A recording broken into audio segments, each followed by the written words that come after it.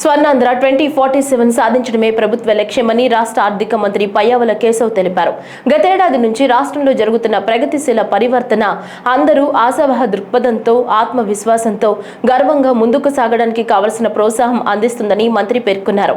2047తో ఈ రాష్ట్ర ప్రజలకు సేవ చేయడానికి మా ప్రభుత్వం ఈ బడ్జెట్ రూపొందించిందన్నారు. గత పాలకులు జీతాలు కూడా సకాలంలో చెల్లించలేని స్థాయికి రాష్ట్ర ఆర్థిక పరిస్థితిని దిగజార్చారు. రాష్ట్రంలో అన్ని అభివృద్ధి కార్యకలాపాలు నిలిచిపోవడంతో రాష్ట్ర ఆర్థిక వ్యవస్థ కుప్పకూలింది. ఇలాంటి పరిస్థితుల్లో బడ్జెట్ ప్రవేశపెట్టడం క్లిష్టతరమైంది. కౌటిల్యుడు అర్థశాస్త్రంలో చెప్పినట్టు సామాన్యుల సంతోషమే రాజు సంతోషం, వారి సంక్షేమమే ఆయన సంక్షేమం. రాజు తన వ్యక్తిగత ప్రయోజనాలు, సంక్షేమం గురించి ఎన్నడూ ఆలోచించకూడదు. ప్రజల ఆనందంలోనే తన ఆనందాన్ని పొందడానికి ఎల్లప్పుడూ ప్రయత్నించాలి. నందరాజ వంశపు దుర్మార్గపు పాలన తర్వాత సుసంపన్నమైన మరియు న్యాయ పాలనను స్థాపించడంలో చంద్రగుప్త మౌర్యుడికి కౌటిల్యుడి మార్గదర్శకం వహించినట్లే గత ప్రభుత్వ పాలనలోని విధ్వంసకర విధానాల తర్వాత గౌరవనీయ ముఖ్యమంత్రి గారు పారదర్శక, సంక్షేమం మరియు శాంతి భద్రతలతో కూడిన పాలనతో ప్రగతి పథం వైపు నడిపిస్తున్నారు. మన రాష్ట్ర పునర్నిర్మాణం కోసం ముఖ్యమంత్రి గారు నిరంతరం శ్రమిస్తున్నారు. మన రాష్ట్రంలో లభ్యమవుతున్న మౌలిక సదుపాయాల అవసరాలను బేరీజు వేసి కొత్త ఆర్థిక వృద్ధి అంశాలను గుర్తించి కొత్త విధి విధానాలతో